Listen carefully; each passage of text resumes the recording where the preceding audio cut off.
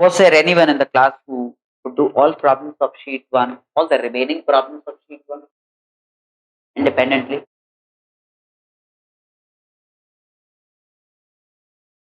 All problems but 2 problems? All but 2. Which 2 could you do?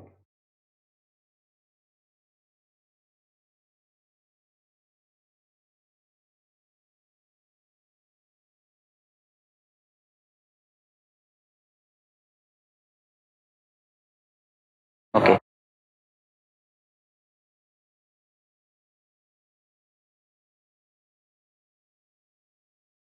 So we have a basic MCQ sheet, sheet 2 on rotational dynamics. All of you have a copy of the sheet and you've attempted at least the first few problems of the sheet, right? All right. So which of the following statements are correct for instantaneous axis of rotation? A. Acceleration of every point lying on the axis must be 0. Is it true or false? No. Velocity is 0, not acceleration. So A is false. Velocity of a point distant r from the axis is r omega. True, because you can imagine it to be in a state of pure rotation about the instantaneous axis. If the moment of inertia of the body about the axis be I and the angular velocity be omega, then the total kinetic energy is equal to half I omega squared. Yes, yes. Moment of inertia of a body is least about the instantaneous axis of rotation amongst all parallel axes. True or false? True or false? Then what's the point about which it's the least? Right. See, after all, if there are a number of parallel axes, and let's say this is an axis that passes through the center of mass, then I about any other axis is going to be I about the center of mass axis plus say md squared. So obviously, I about any other axis is greater than I about the corresponding parallel center of mass axis. So ICM must be the least. All these axes, ICM must be the least, right?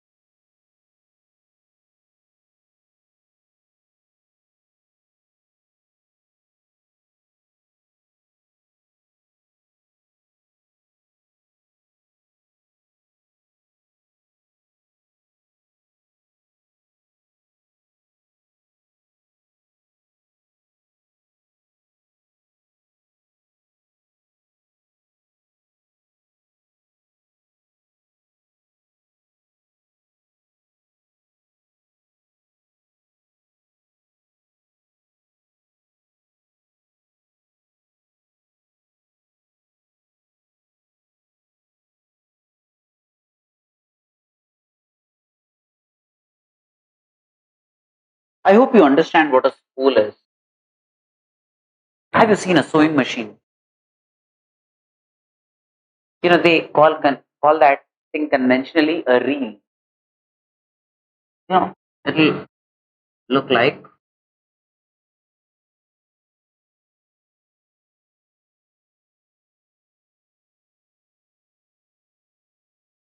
these are circular cross sections. These are circular cross sections. This also is a circular thread is wound around this. That's a reel, right? This is that R you see from the end. If you see this from this end, you'll see this capital R, and this would be the small r. This would be the small r. That's a reel. And the thread is wound around it and it's pulled this way. It's pulled this way. That's a reel. I hope you can physically imagine what it is now. Right? So this is the view of this reel. And this rolls. It rolls. Obviously, this is the surface in contact. This one is the surface in contact with the ground. It rolls on the surface. Now, if it rolls on the surface, the velocity of the bottommost point must be 0, 0. Because it's rolling on a fixed surface, so the velocity of the bottommost point must be the same as the velocity of the surface. Velocity of this point is 0.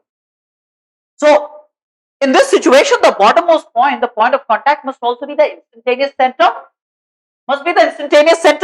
and therefore is a eligible candidate towards application of tau equal to I alpha, and the center of mass anyways is. The center of mass anyways is for tau equal to I alpha. Clear?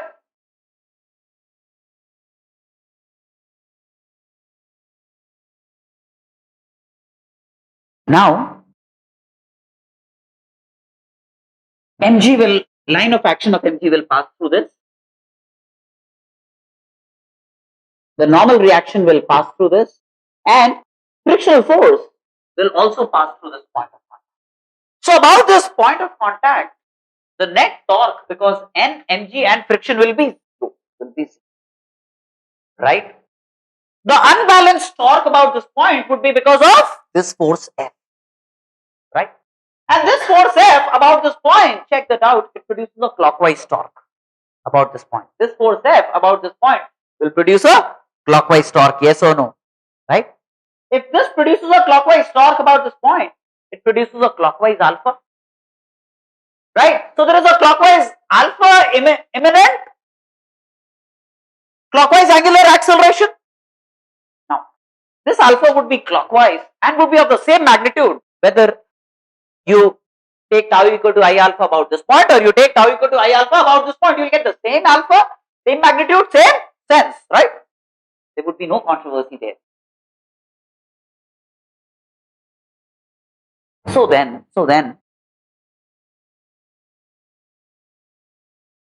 if I take the torque about this point, then capital F produces an anti-clockwise torque about this point. Do you realize that? Capital F will produce an anti-clockwise torque about this point. That means there must be some force producing a larger. Capital F produces anti-clockwise, but the net torque about this point must be clockwise. So there must be some other force producing a larger clockwise torque than the anti-clockwise torque here. Yes or no? And that the only other force that can produce a clockwise torque must be frictional force, and so frictional force must be acting backwards. Because this F will produce a clockwise torque larger in magnitude than the anti-clockwise torque about F, thereby producing a net clockwise torque resulting in a net clockwise alpha that has already been determined. Yes or no? So friction must act backwards. This then, the spool goes this way. This is the thread. So the spool does it, even though you would be tempted to believe that it unwinds, it actually winds. Friction acts leftwards and the spool winds because of this clockwise alpha. It will not unwind, it will wind. You see that? Right?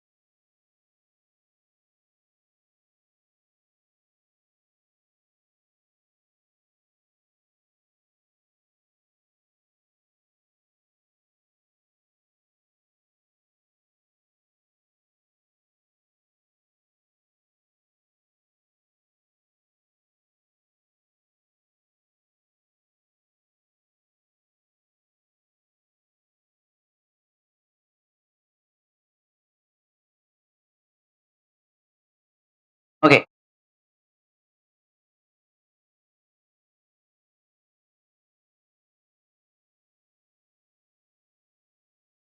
The point A. Look at the point A.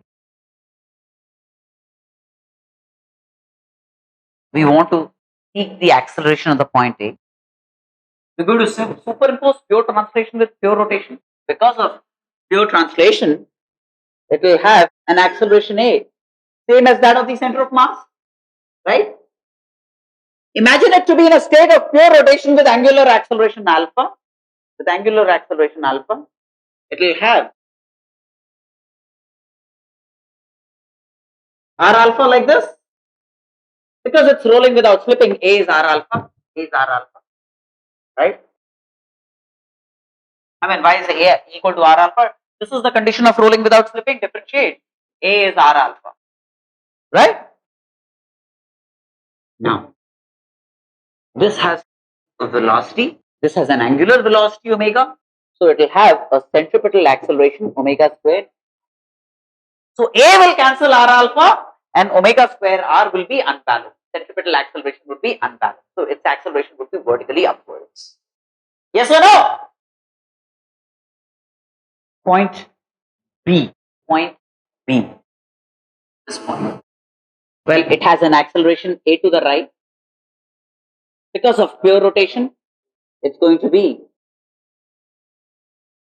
R alpha like this. And omega squared R is its centripetal acceleration, right? B may be vertically downwards. Yes, it could be because A could cancel omega squared R. A could cancel omega squared R, in which case it could be vertically downwards. It need not necessarily be, but it could be. It may be. If A is omega squared R, the velocity of B could be vertically downwards, right? Direction of C. Okay. It has A like this because of pure translation. Imagine it to be in a state of pure rotation. So it will have R alpha like this. R alpha is A, so this is like 2A. And then it has omega squared R like this. So it can't be horizontal. It can't be horizontal. Right? A point on the rim can have a horizontally leftward velocity. A point on the rim can have an acceleration horizontally leftwards.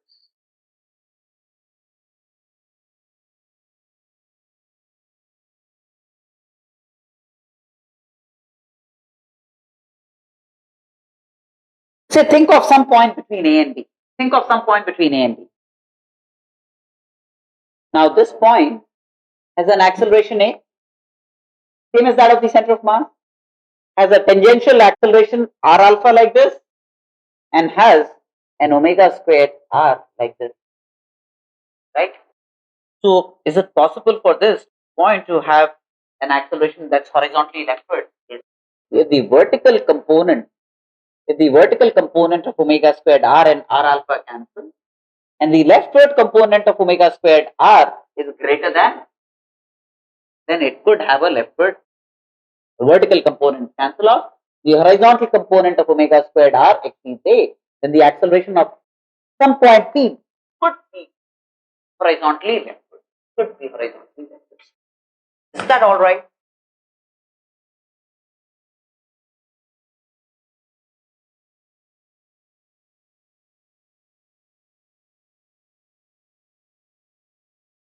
Can I wipe this off?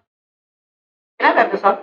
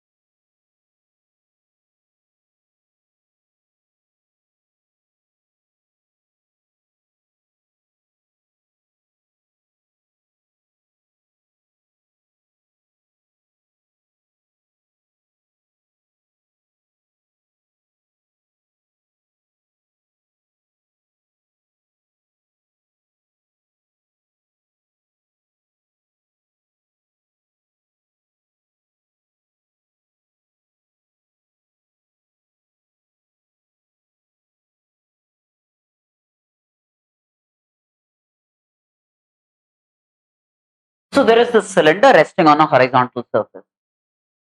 And at B, there is a thread and there is a particle fixed at A. In the horizontal plane, this particle is given a velocity v0. It is given a velocity v0. The thread would then begin to wrap around the cylinder. The thread then would begin to wrap around the cylinder. The particle would undergo a complicated trajectory. This is the trajectory of A. Now, the force acting on the particle, well, mg is like this into, and that's balanced by normal reaction like this, because this is horizontal, right? Mg downward, mg n this way. Not an issue, so we don't have to bother about mg and n. But this is a thread and there is tension in the thread G. That's acting on A, right? This tension T, realize, will produce T into R, a torque about O. So the angular momentum about O cannot be conserved because the torque about O is not zero. So angular momentum about O cannot be preserved, right? Angular momentum about B remains constant.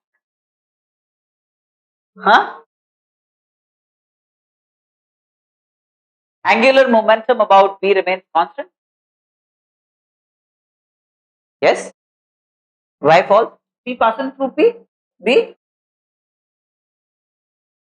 The line of action of T passing through B, 0. So angular momentum about B is conserved, right? Why are you tentative? Right, Shreyas? Angular momentum about B is conserved. Why not? See, T passes through B, torque about B is 0. So why should angular momentum not be conserved? Bolo? Huh? That's a good answer. So, well, at this instant, torque about B is 0. At a later instant, when part of the thread, see, after all, this thread is getting wrapped around the cylinder, after a while, the particle would be here, and this would become the unbound portion of the thread, then T would be acting this way, and then this T, realize, would produce a non-zero torque about B. This T would produce a non-zero torque about B, and therefore, angular momentum about B will not be conserved. It's only in the initial instant that the line of action of T will pass through B, not forever. Just an instant later, when part of the thread becomes wound, line of action of T will no longer pass through B and will therefore be forced to produce a non-zero torque about B. Angular momentum about B therefore is not conserved. Right? Right?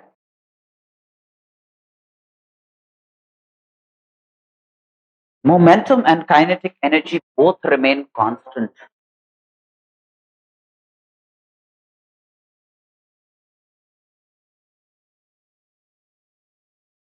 Look, the force acting on this particle is perpendicular to the velocity at all.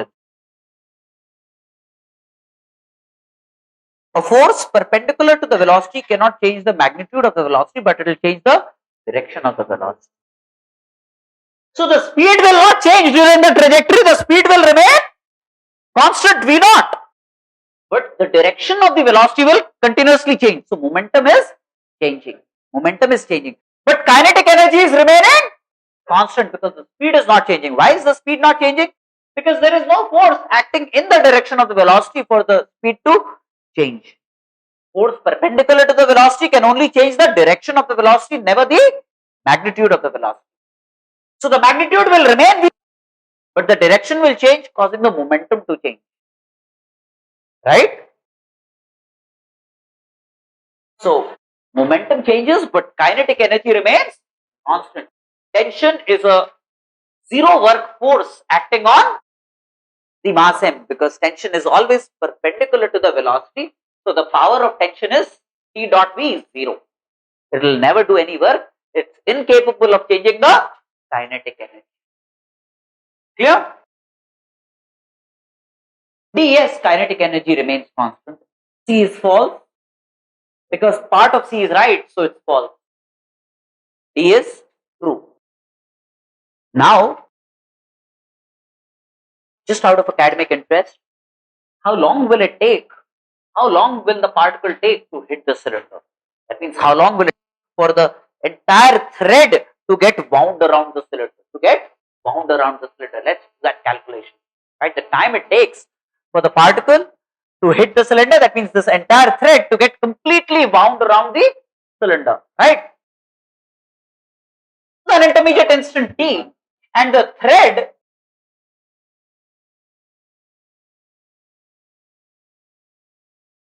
would have, this portion of the thread would have got wound. R theta, this length is R theta. R theta of the thread would have got wound around the cylinder, yes or no? So the free length is going to be, let's say L was the original length, minus R theta would be the free length. PQ is the free length of the thread at an intermediate instant. L0 minus R theta, yes or no? So that, right? In a small time dt from this instant,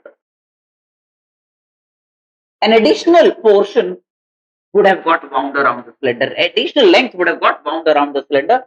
The point P would have come to P prime. The point P would have come to P prime. Yes or no? And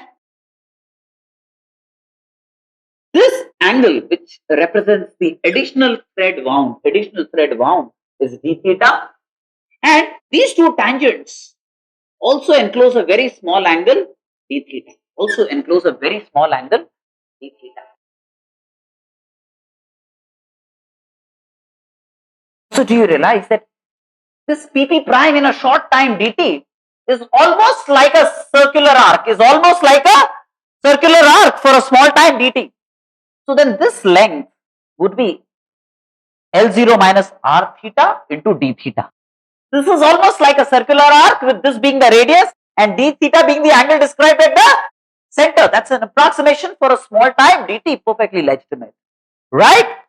So then the distance covered by the point P is going to be L0 minus R theta into d theta, right? And this distance is covered with a speed v0. This distance ds is covered with a speed v0.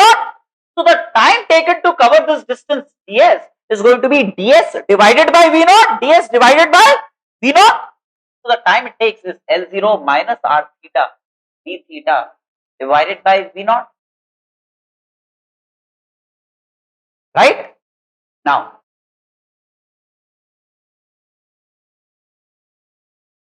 when the particle was here, right, the angle theta was 0. The angle theta was 0. Yes or no?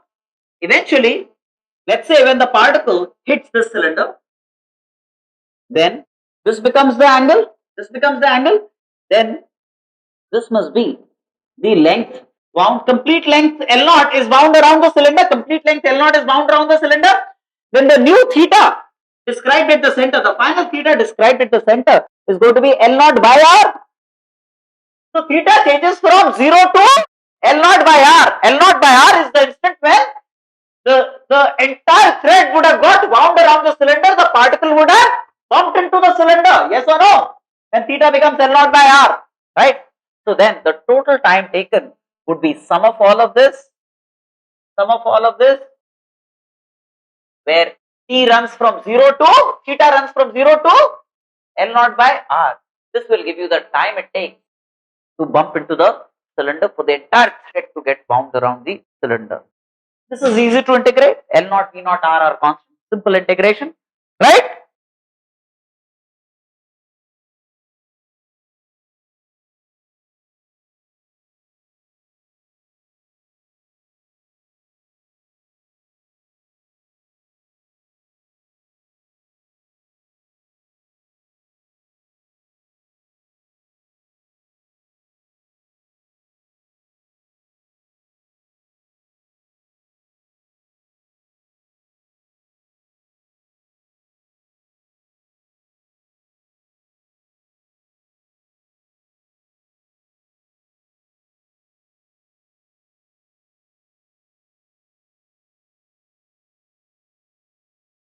Clear?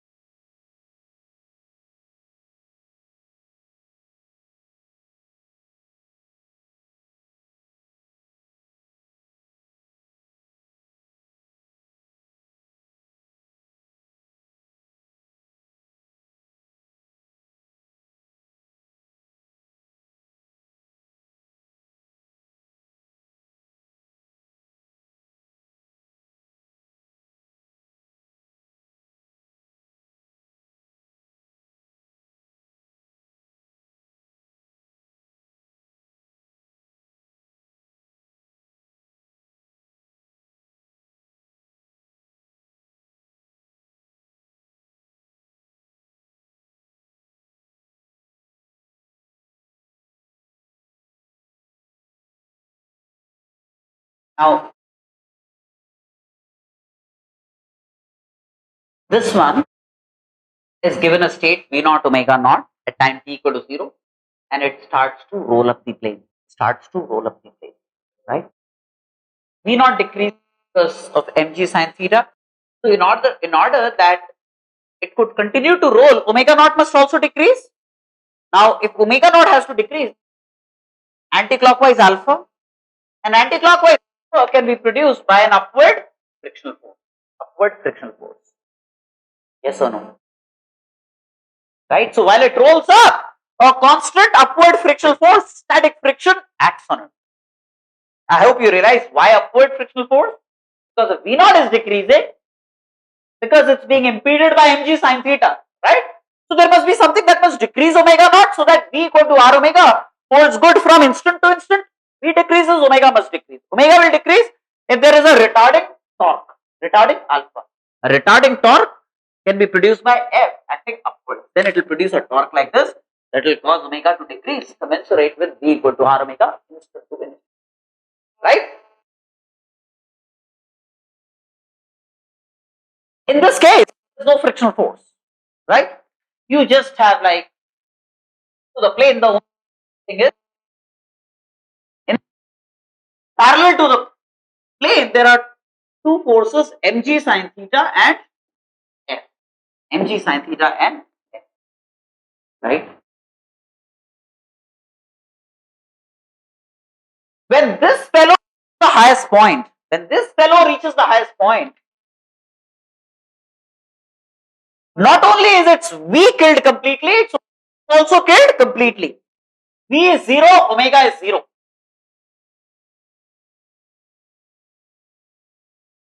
Mg sine theta minus V, right? While this fellow reaches the highest point, realize that only V naught is killed by mg sine theta. There is no retarding torque that will kill omega naught. It will stop to rise up if V becomes 0, but omega naught will be preserved. Omega naught will be preserved in the absence of frictional force at the highest point. You know what I'm saying? This is what is happening.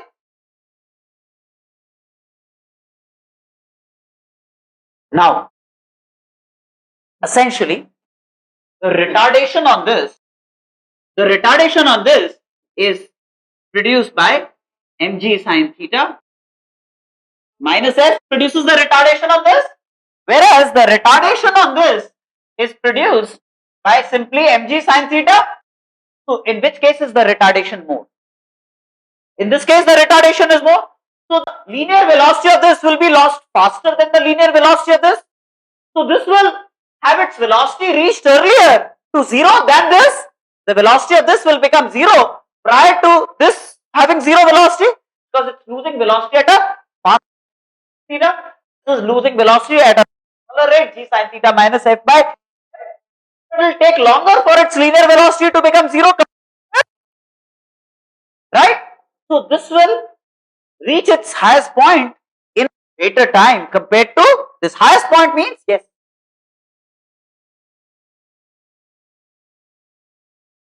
how will it See, its motion in this direction, Udit, will take place only if VCM is non-zero. If VCM becomes zero, it can't move up. It will not move up, right? Beyond this point, what would happen is mg sine theta would start to build a velocity like this. That's what would happen, right? It will continue to move down with omega naught still being maintained. Yes, that's what would happen, right? There is nothing that can change the omega here in this case. Clear? Tell me what would change omega.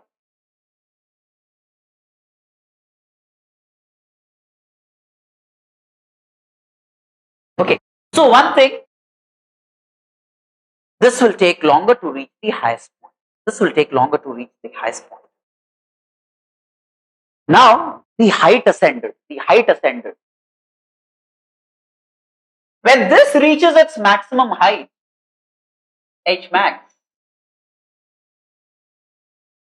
not all its kinetic energy would have got converted into potential energy. Only half m v naught squared would have got converted into mg H max. The kinetic energy of rotation would have remained preserved, right? In this case, both its kinetic energy of translation and kinetic energy of rotation would have translated into H max. So then would you not assume, would you not expect this to be more than this? H prime max to be more than H max, because H prime max has been obtained by consumption of greater energy compared to H max. H prime max has been obtained out of complete consumption of half mv naught squared plus half ICM omega naught squared. But in this case, H max has been obtained by just consumption of half mv naught squared. So this height has to be less than this height. Yes or no? Right?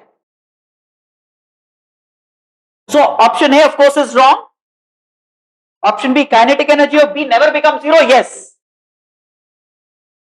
Maximum height ascended by A is less than that ascended by B. No. False. Friction at A remains during the round trip. Look. While it's going up, you realize friction is acting upward. When it reaches the highest point, what happens? There is mg sine theta, which would cause the center of mass to develop a velocity like this. So there must be some force causing an omega to develop this way, so that VCM minus R omega will be zero.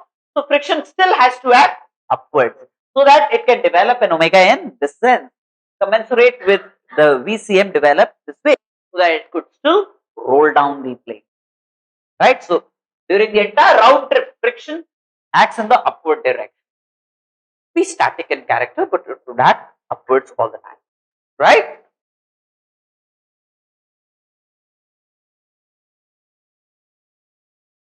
This, it will only fall down. Why not? Reverse spin दिखाया था एक दिन class में.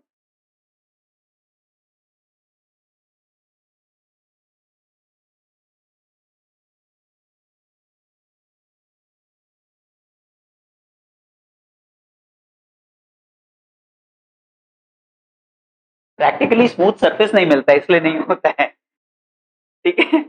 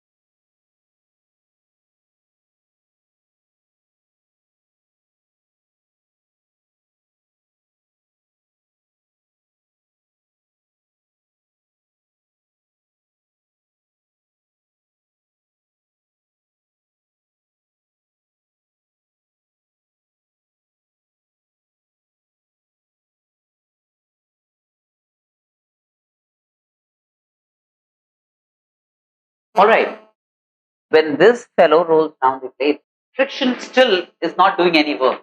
It's not resulting in loss of energy, right? Which means the entire height gets converted into kinetic energy of translation and kinetic moving with on a frictionless surface when it rolls down the plate, right?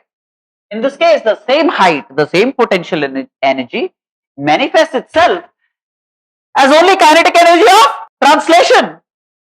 In this case, the potential energy manifests itself as kinetic energy of translation partially and partially kinetic energy of rotation. But in this case, this entire height gets converted into kinetic energy of translation alone. So would you not expect Vs to be larger than Vr? Vs has to be larger than Vr because Vs has, right? A dad with two sons, another dad with one son, and they have the same initial property. So at the end, that's a bad example, but nevertheless, just in case.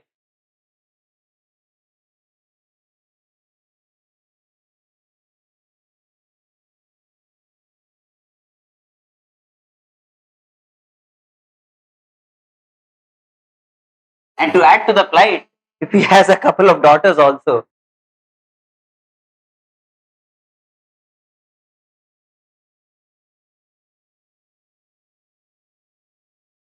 All right, problem set. Oh, I know you have to. 4:45 you said. 3:45 you said? You have to go for your first aid. I'll let you know. Tomorrow, 9:30.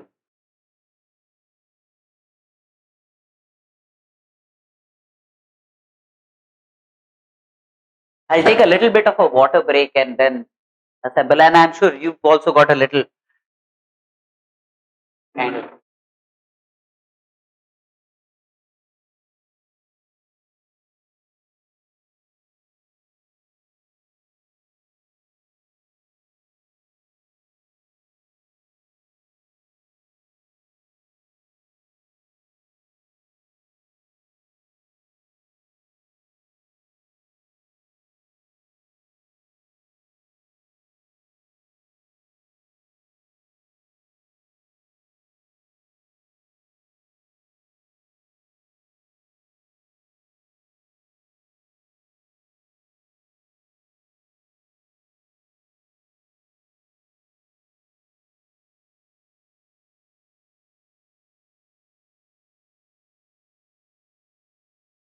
So there is this plank with a uniform sphere placed on it, rests on a smooth horizontal plane.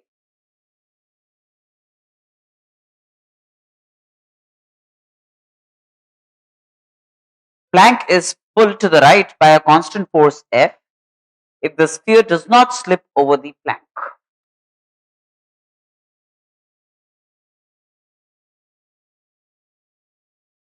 Well, one thing, again, it could be done without that too, but you can guesstimate the direction of friction. See, with respect to the sphere, the plank has a tendency to slip to the right. So frictional force on the plank will act leftwards. So the frictional force on the sphere would act rightwards. Right.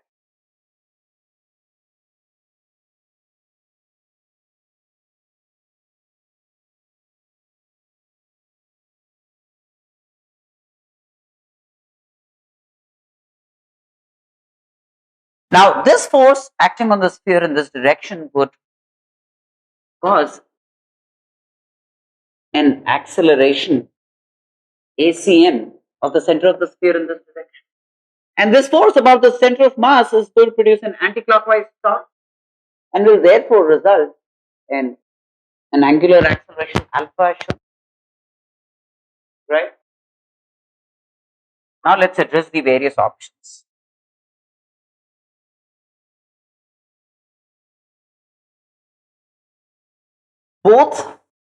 Both have the same acceleration. Of course not, because if the acceleration of the plank is AP, the acceleration of the plank is AP. Look, this is ACM. So look at the bottommost point of the sphere. It's going to have an acceleration ACM because of pure translation. Because of pure rotation about the center of mass, it's going to have a tangential acceleration R alpha like this. And if it doesn't roll, if it rolls on the flank, then the acceleration of this must be the same as the acceleration of the flank. So very clearly ACM is not AP. ACM in fact is less than AP. ACM in fact is less than AP. Right?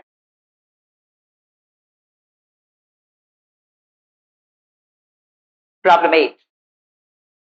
In the previous objective, no energy is lost against friction between the sphere and the plank here. Because it rolls, friction will be a no work force. So no energy is lost. Work done by friction acting on the sphere is equal to the total change in kinetic energy. Yes, on the sphere, the only force acting in the horizontal direction is frictional force, and change of kinetic energy of this is because of the work done by this friction. Total kinetic energy of the system is equal to the work done by the force act here. If you look at this whole thing, then frictional is an internal force. Work done by capital F is instrumental in providing the total kinetic energy of the system. Let's look at 9.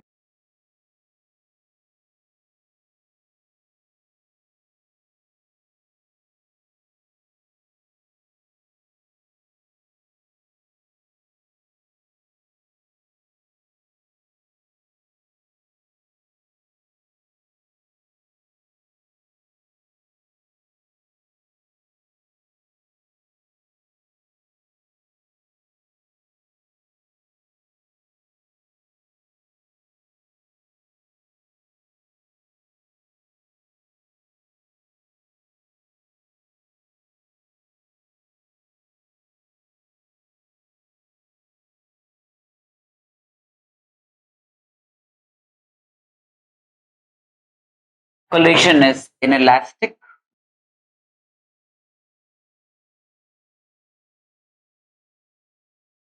Now this is a rod fixed at O, so free to rotate about an axis passing through O, and this strikes the rod at this point, undergoing an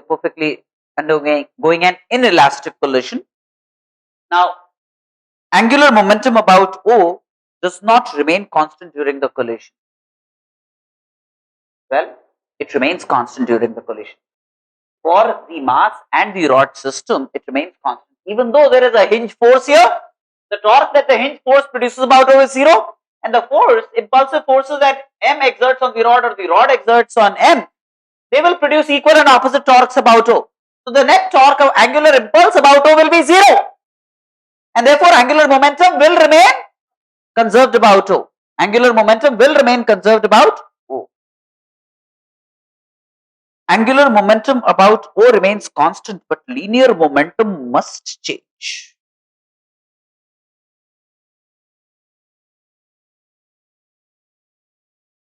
Is conserved. Why? See, angular momentum remains constant, that's true. Now, what about linear momentum of the system? Will it remain conserved? No, inelastic collision, nature of collision will only determine the energy loss, not momentum. Can you tell me whether linear momentum will remain constant or will it change, or we cannot say anything? If you look at the rod and the particle system, then do you realize that there is an external force that could be applied by the hinge on the rod? Because of this impact, the hinge will exert a certain external force on the rod, and that is likely and liable to change the linear momentum of the system. That would be an unbalanced external force acting on the rod plus particle system. The force that the hinge exerts on the rod, it's hinged at O. There is a hinge force. But so one thing, it's probable, it's likely that the linear momentum of the rod particle system change. But is it necessary that the linear momentum would change? This has to be understood. Look, and listen to me very carefully.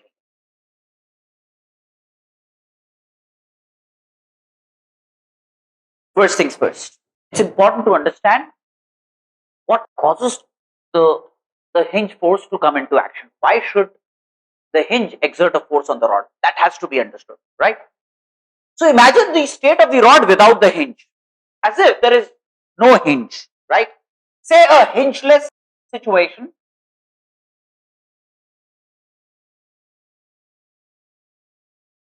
There is a rod, O is not hinged. The rod is free to rotate, right? Now, the center of mass. So, suppose the particle strikes the rod at this point, right? There is an angular impulse that acts on the rod. The center of mass would develop a velocity cm, and because of this, about O, there is going to be an anti-clockwise impulse developed, about O.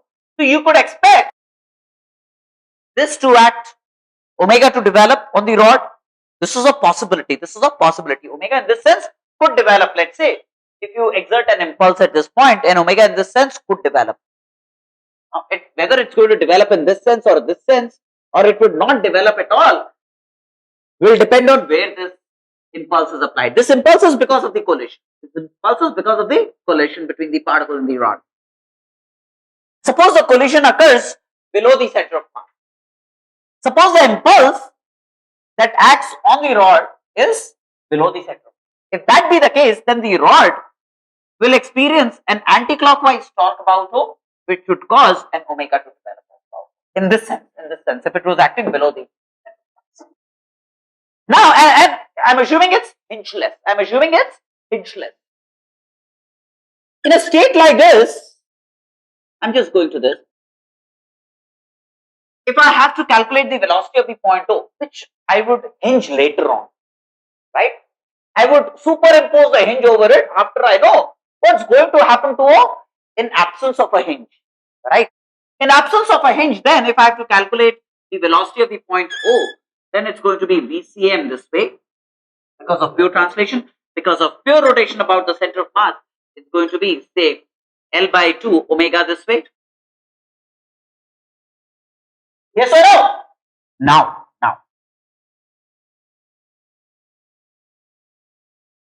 If VCM is greater than L by 2 omega, right? Then this point O has a tendency to move to the right. If VCM is greater than L by 2 omega, this point has a tendency to move to the right. Point O, yes or no? Right? And now, if you put a hinge, the hinge would want to prevent that. So the hinge force will act leftwards. Yes or no? Right? Now, if L by 2 omega is greater than VCM, then the point O has a tendency to move to the left. The hinge would want to prevent that. So hinge force will act to the right. But if VCM turns out to be equal to L by 2 omega, there is no hinge force acting. Right? So there is a possibility for the hinge force to not exist. It will not always happen, but it could happen. And if the hinge force is zero, that means the only external force that could have acted on the particle rod system is ruled out. Linear momentum then would be maintained.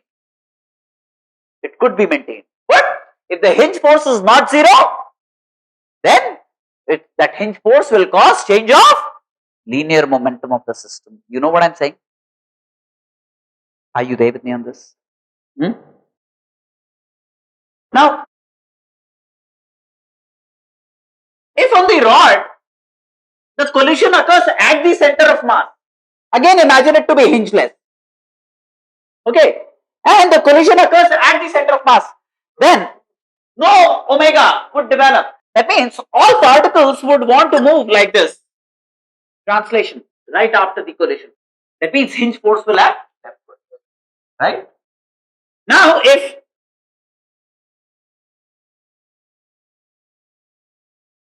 the collision occurred above the center of mass,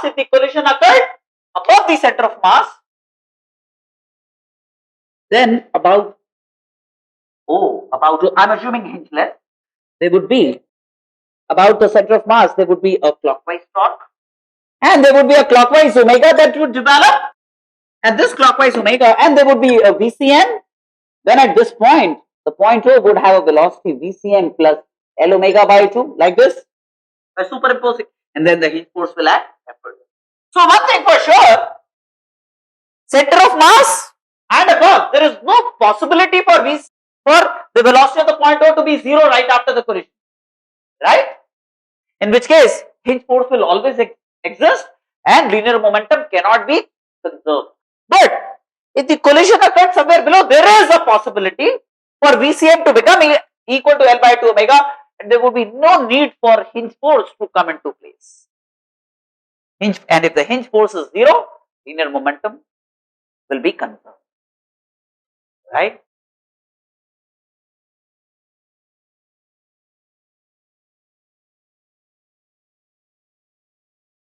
So, angular momentum about O does not remain constant during the collision. It does remain constant, right? Angular momentum and linear momentum must change. There is nothing like a must change. It may change. Linear momentum remains constant, not necessary. Right. 12 by 3. Right? For the system of ball and rod described in the previous objective, kinetic energy of the system must decrease. Yeah. So perfectly inelastic collision, kinetic energy has to decrease. Kinetic energy must remain same just before and after collision. Hey, what the hell? Obviously not. I mean, inelastic collision. If angular momentum and linear momentum both remain constant, kinetic energy must remain same. I mean, what has linear momentum and angular momentum to do with kinetic energy? Right? Linear momentum would have to do with an external force, angular momentum with an external torque, and kinetic energy, nature of collision, elastic, inelastic, etc. Right? Rubbish. D. Option D, therefore. That's the only sensible option here. Right? So A must decrease. A, of course, sorry. Apologize. A.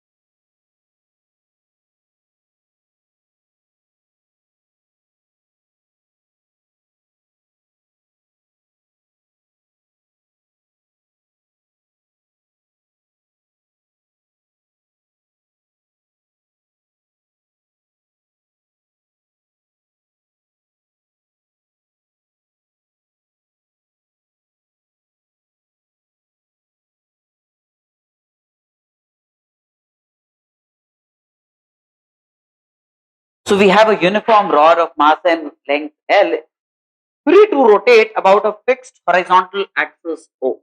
Fixed horizontal axis passing through O. A small ball of mass M moving horizontally with velocity V naught strikes the rod at a depth y from O as shown in figure.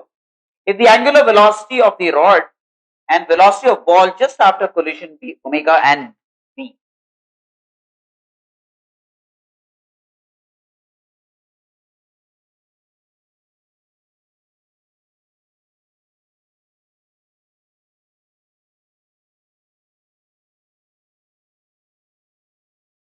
then option A for y equal to L by 2 in a elastic collision, V is V naught by 2 and omega is V naught by L. We need to check the sanctity of this. Alright. For sure, angular momentum about O must be conserved. What's the original angular momentum about O for the system? mv naught into L by 2. Why is L by 2 right? Right? Now, for this case, what's the angular momentum about O for this? Right? For the particle, it's mv into L by 2, m v naught by 2 into L by 2 right? Plus I about 2 into omega. So I about 2 is 1/3 ml squared into omega, which is V naught by L. So that's angular momentum about O before collision. This is angular momentum about O after collision. Do they match? Do they match? But angular momentum about O must be the same. They're not the same with this data. That means this data is CRA. Wrong. Right? So it's not possible.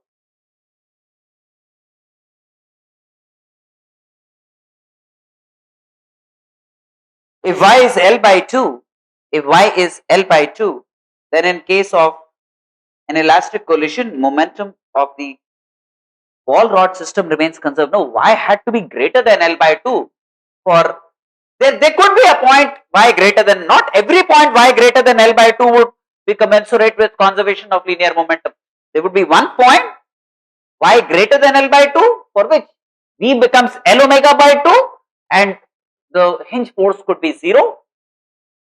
But y less than L by 2 or equal to L by 2, you can never have the hinge force to be 0 and linear momentum not conserved, right? If momentum of the ball rod system remains conserved, y greater than L by 2, yes. The ball cannot be rebounded whatever is the value of y. At O, if there is a collision at O, if O is a fixed point, it will rebound. So this anyways is wrong, right?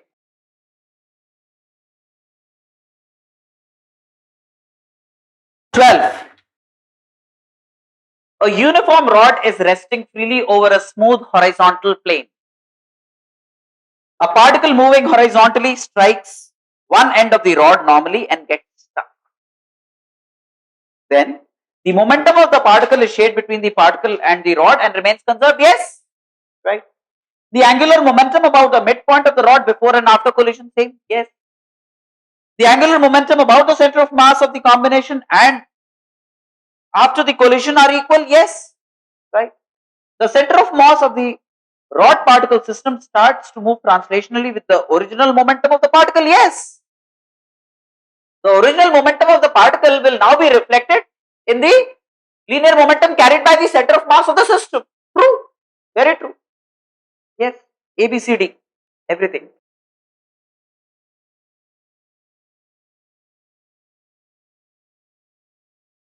So 12, all options are right.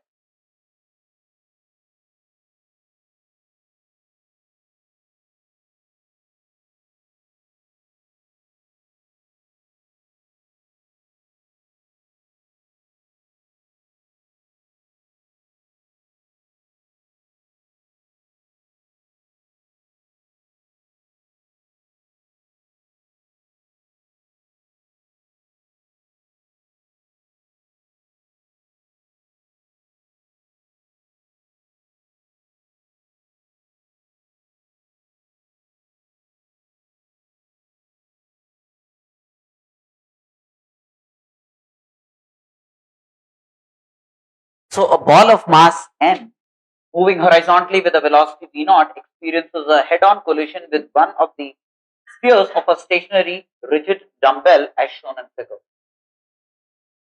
Just after collision, the ball cannot come to rest. Let's examine. Let's see what if it does come to rest, right? See, just after collision, the velocity of the ball is 0. Which means now the linear momentum that it had would be carried by the center of mass of this, right? Yes or no? So which means now the center of mass, imagined to be of m by 2 plus m by 2, will have a velocity v naught to the right, so that it could now carry the linear momentum that the particle brought to the system, right? But now realize that about the center of mass of this, it also brought an angular momentum mv naught into L by 2 clockwise. It brought an angular momentum about the center of mass equal to this, and that also cannot be lost. So if that's not lost, that means this clockwise angular momentum would result on the dumbbell system to have a clockwise omega, right? Now funny. The total kinetic energy of the system before the collision was half mv naught squared. And now after collision, it's more than half mv naught squared. Half mv naught squared plus half ICM omega squared. Where did that extra kinetic energy come from? That means the only possibility is that it couldn't have come to rest after collision. It couldn't have come to rest, because if it did, then you'll suddenly find production of kinetic energy to generate without doing anything, right? Cannot happen. Huh? So option A is rubbish. Particle continues to move along the same direction, whatever be the value of E. Suppose the particle moved in the opposite direction. Suppose the particle after collision, oh sorry.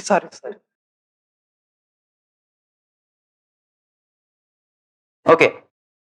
So option A, just before collision, the ball cannot come to rest. Option B, so option A is right? Angular momentum of the system remains conserved about dumbbell's midpoint only. How down? About any point. If the collision is elastic, the kinetic energy of the system remains constant all the time. If the collision is elastic, the kinetic energy of the system remains constant all the time. I want these scholars here to address this. If the collision is elastic, means perfectly elastic, the kinetic energy remains constant all the time.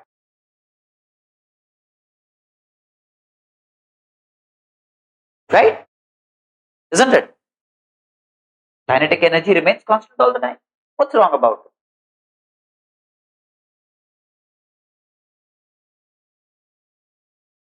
it? Isn't it? Can we resonate with the same thought for once? Kinetic energy remains constant all the time. Right now? Yes or no? Come on, I myself taught you this. Kinetic energy remains constant all the time. Say yes. Have a perfectly elastic collision. Kinetic energy remains constant all the time. What's wrong about it?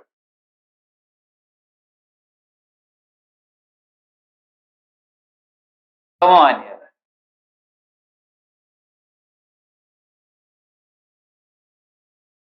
Saket bhai, right now? Kinetic energy remains constant all the time.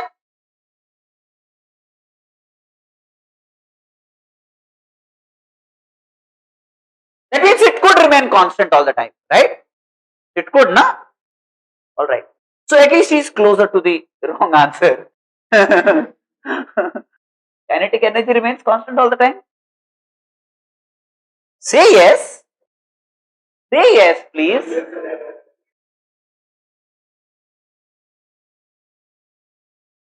In a perfectly elastic collision,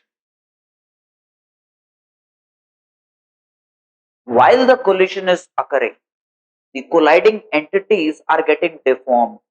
Part of the kinetic energy appears as deformation energy. At that point of time, the kinetic energy is less than the original kinetic energy. It's just before collision and just after collision that you see the kinetic energy is equal. But during collision, the kinetic energy of the system is less, because part of the kinetic energy appears as deformation energy amongst the colliding units. So now kinetic energy remains constant all the time? No. Just before and just after collision, it will be the same. Huh? Who?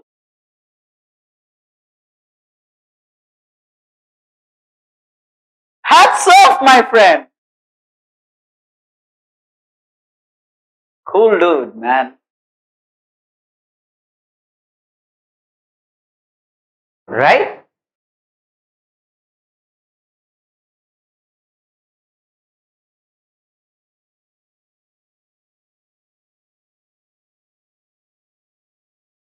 Just after collision, the center of mass of the dumbbell starts to move along a circle of radius L by 2. No, it moves straight. doesn't move along a circle of radius L by 2. The center of mass this will get oriented, it will develop an omega, but the center of mass will move along a straight line. Right?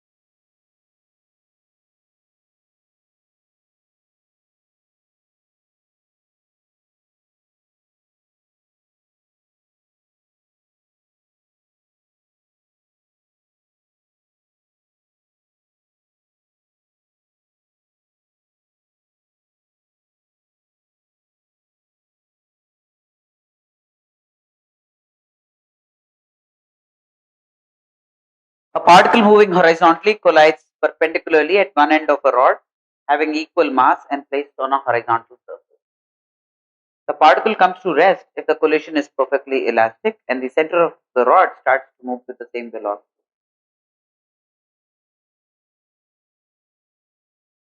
Is it possible? The particle comes to rest, the collision is perfectly elastic and the center of the rod starts to move with the same velocity. Well, if the particle comes to rest and the center starts to move with the same v naught, then there would also be an omega and the kinetic energy will be more than the initial kinetic energy. So not possible. Not possible. Option A is not possible. The particle continues to move along the same direction, whatever be the value of. For if it got rebounded, if the particle got rebounded, let's say with a velocity Vr, then this V naught will be larger than Vr so that the linear momentum is preserved, because this would be negative linear momentum. So this has to be larger than mv naught so that the total linear momentum is still mv naught. This has to be larger than mv naught. This, right? This has to be, this V naught has to be, V center of mass has to be greater than V naught, then V center of mass has to be greater than V naught if it moves in the backward direction. So kinetic energy becomes larger. That's not possible. So it can't get rebounded. Therefore, it has to move along the same direction. So B is wrong, B is right, and therefore C is wrong. It cannot get rebounded because that would be violation of total kinetic energy. The velocity of the midpoint of the rod would be less than V naught by 2, of the rod alone would be less than V naught by 2 if the particle gets stuck. Hey, this is the center of mass of the rod, this is the particle M, right? The particle M gets stuck here, this is the center of mass of the rod alone, right? So they are common, the center of mass of the system, the center of mass of the system would be like L by 4 from these two masses, M and M. Yes or no? This would be the center of mass of the system. This is the center of mass of the rod, this is the particle, and the center of mass of the rod particle system would be exactly halfway between this M and this M. So L by 4, right? And this is like a mass 2m, it's like a mass 2m, and the total linear momentum that we started with was mv naught. So then this must have a velocity v naught by 2 so that the linear momentum of the system is 2m into v naught by 2, still mv naught, right? Isn't it? And because of this impulse in this direction, you would expect an omega to be like this, omega to develop on the system this way, right? It means now, look at the center of mass of the rod alone. If I have to calculate the velocity of the center of mass of the rod alone, then it will have a velocity v naught by 2 like this because of pure translation. And imagine it to be in a state of pure rotation about the center of mass of the system, then you would expect L by 4 omega because of pure rotation about the center of mass of the system. There will be a L by 4 omega like this. So the velocity of this point would be v naught by 2 minus L by 4 omega, which would be less than the velocity of the center of mass of this system, right? So less than V naught by 2. Velocity of this will be less than V naught by 2.